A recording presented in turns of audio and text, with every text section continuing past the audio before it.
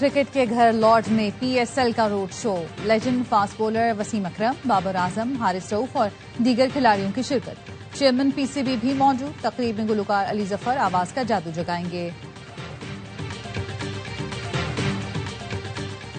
-1 نہیں تو PTI پوری مائنس۔ اب 1 انچ بھی برداشت نہیں کیا جائے گا۔ اب ایکشن پر ڈبل ری ایکشن ہوگا۔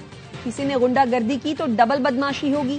سینیٹر فیصل واڈا کہتے ہیں DGISPR کی پریس کانفرنس کے بعد بہت سے لوگ سرنڈر کر چکے، لسٹ نہیں دکھا سکتا، کسی کی بات رکھنی پڑتی ہے۔ ترقی کا سفر کل سے شروع ہو جائے گا۔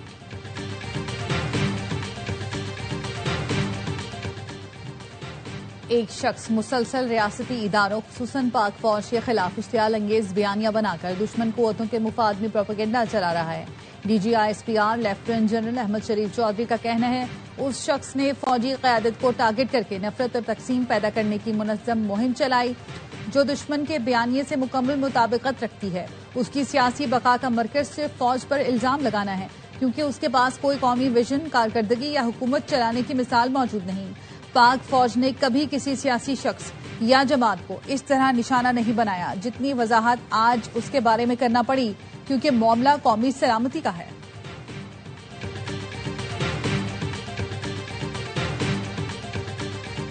الیکشن کمیشن کی طرف سے لیٹر موصول ہوا کہ ہم ان لوگوں کو پاکستان تحریک انصاف میں جوائن نہیں کر سکتے کیونکہ ہم آپ کو ریکگنائز نہیں کرتے۔ اٹس ویری انفارچونیٹ کہ میٹر ابھی پینڈنگ ہے اور الیکشن کمیشن نے ہمیں ریکگنائز نہیں کیا۔ This is very unfortunate.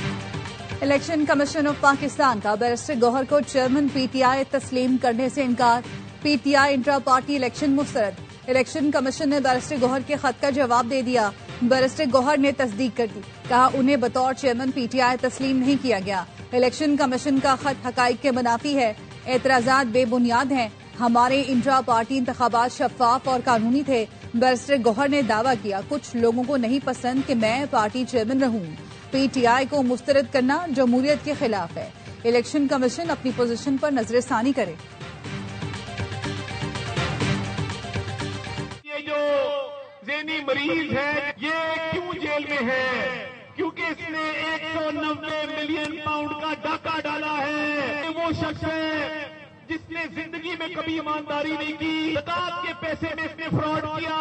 وہ فوج جس سے بھارت خوف کھاتا ہو، یہ آج اس کو برا بھلا کہتے ہیں، ان کو شرم آنی چاہیے۔ جیل میں بیٹھے ذہنی مریض نے 190 ملین پاؤنڈ کا ڈاکہ مارا۔ فلاحی کاموں کے نام پر، زکات خیرات کے نام پر لوگوں سے پیسے لے کر کھاتا رہا۔ وہ فوج جس سے بھارت خوف کھاتا، اس کو برا بھلا کہتے ہیں۔ یہ چاہتے ہیں ان کا سیاسی مفاد آگے ہو اور ہمیشہ اقتدار میں رہے۔ وفاقی وزیر عطا تارڑ کا لاہور میں تقریب سے خطاب، کہا PTI نے خیبر پختونخوا کو 12 سال میں کھنڈر بنا دیا۔ KP میں انتشاری جماعت نے ایک اسپتال نہیں بنایا۔ تحریک انتشار کی حکومت کی توجہ امن و امان پر نہیں۔ وزیر ریلوے حنیف عباسی کہتے ہیں منظم سازش کے تحت ملک کو عدم استحکام کی طرف دھکیلا جا رہا ہے۔ اقتدار کے پجاری اقتدار ملے تو کہتے سب اچھا، نہ ملے تو ملک کے وقار کو داؤ پر لگا دیتے ہیں۔ پوری قوم کے سامنے آپ کا اصل چہرہ بے نقاب ہو چکا۔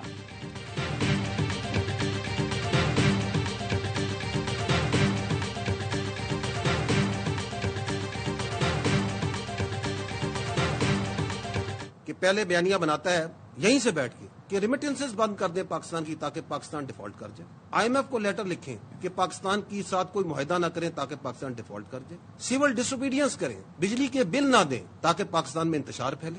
اگر کوئی اپنی ذات کے لیے، اپنے ڈیلوژنل مائنڈ سیٹ کے لیے، اپنی نارسس سوچ کے لیے اس آرمڈ فورسز کو اور اس کی لیڈرشپ اٹیک کرتا ہے then we will also come bare knuckle۔ ایک شخص مسلسل ریاستی اداروں خصوصاً پاک فوج کے خلاف اشتعال انگیز بیانیاں بنا کر دشمن قوتوں کے مفاد میں پروپیگنڈا چلا رہا ہے۔ DGISPR لیفٹیننٹ جنرل احمد شریف چودھری کا کہنا ہے اس شخص نے فوجی قیادت کو ٹارگٹ کر کے نفرت اور تقسیم پیدا کرنے کی منظم مہم چلائی جو دشمن کے بیانیے سے مکمل مطابقت رکھتی ہے۔ اس کی سیاسی بقا کا مرکز صرف فوج پر الزام لگانا ہے کیونکہ اس کے پاس کوئی قومی ویژن، کارکردگی یا حکومت چلانے کی مثال موجود نہیں۔ پاک فوج نے کبھی کسی سیاسی شخص یا جماعت کو اس طرح نشانہ نہیں بنایا جتنی وضاحت آج اس کے بارے میں کرنا پڑی کیونکہ معاملہ قومی سلامتی کا ہے۔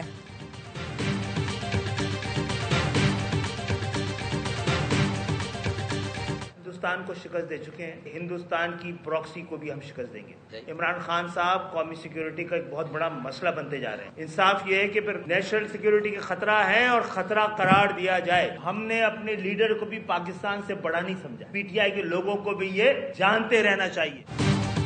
پی ٹی آئی اور اس کے بانی دنیا بھر میں پاک فوج کی کردار کشی کر رہے ہیں، جبکہ اسی فوج نے بھارت کے ناپاک عزائم کو خاک میں ملایا۔ ایم کیو ایم پاکستان کے رہنما مصطفیٰ کمال کہتے ہیں یہ فوج ہماری ہے اور ہمیں اس کے سربراہ پر فخر ہے۔ ڈاکٹر خالد مقبول صدیقی نے کہا اداروں افواج پاکستان کے خلاف پروپیگنڈا کیا جا رہا ہے، ملک سے باہر بیٹھے لوگوں کی بیان بازی کو فوری روکا جانا چاہیے۔ ڈاکٹر فاروق ستار کا کہنا تھا پی ٹی آئی کی سیاست فوج دشمنی اور فوج مخالف کے علاوہ کچھ نہیں۔ بانی پی ٹی آئی کے جیل میں ہوتے ہوئے بھی ان کا بیانیہ ٹویٹر سے چل رہا ہے۔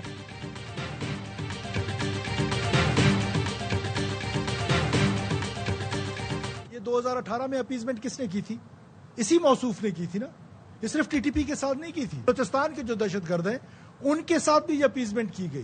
آج بھی وہ ریاست پاکستان کے خلاف لڑ رہے ہیں، یہ معافی کے قابل ہے۔ ریاست کو کمزور کرنے والا بیانیہ جو ہے اس کو ترک کرنا پڑے گا۔ ہماری سیاست سے زیادہ ہماری ریاست ہمیشہ اہم ہونی چاہیے۔ بانی پی ٹی آئی نے 2018 میں کالعدم ٹی ٹی پی اور بلوچستان کے دہشت گردوں کو راستہ دیا۔ آج یہی دہشت گرد ریاست کے خلاف لڑ رہے ہیں، کیا یہ قابل معافی ہے؟ وزیر اعلیٰ بلوچستان سرفراز بگٹی کہتے ہیں مقبول لیڈر کے اپنے بیٹے لندن میں ہیں اور وطن پر قربان ہونے والے پاک فوج کے جوانوں کے خلاف پروپیگنڈا کیا جا رہا ہے۔ یہ جنگ فوج کی نہیں ریاست کی ہے، ریاست کو کمزور کرنے والا بیانیہ ترک کرنا ہوگا۔ سرفراز بگٹی کا وزیر اعلیٰ خیبر پختونخوا کو احتجاج کے بجائے کام پر توجہ دینے کا مشورہ۔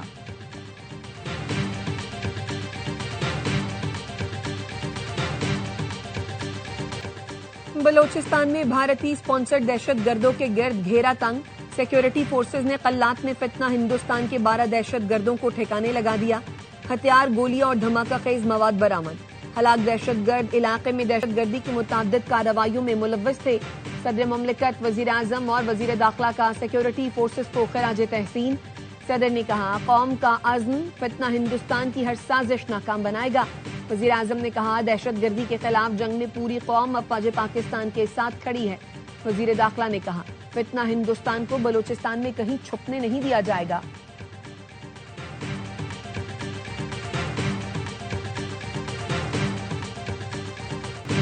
بحریک گولڈ کے ساتھ مل کر ایکوڈیک کو ترقی دے رہی ہیں۔ $3.5 ارب کی سرمایہ کاری مکمل ہو گئی۔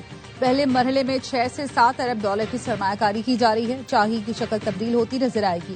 وفاقی وزیر علی پرویز ملک کہتے ہیں عالمی کمپنیاں پاکستان کا رخ کر رہی ہیں، بین الاقوامی ادارے ملک میں سرمایہ کاری کرنے جا رہی ہیں۔ IMF ایگزیکٹو بورڈ کا اجلاس کل ہوگا، سٹاف لیول معاہدے کا جائزہ لے گا۔ پاکستان کو $1.2 ارب قسط کی منظوری دی جائے گی۔ ذرائع کا کہنا ہے کلائمیٹ فائنانسنگ کی مد میں پاکستان کو $20 کروڑ جاری کیے جائیں گے۔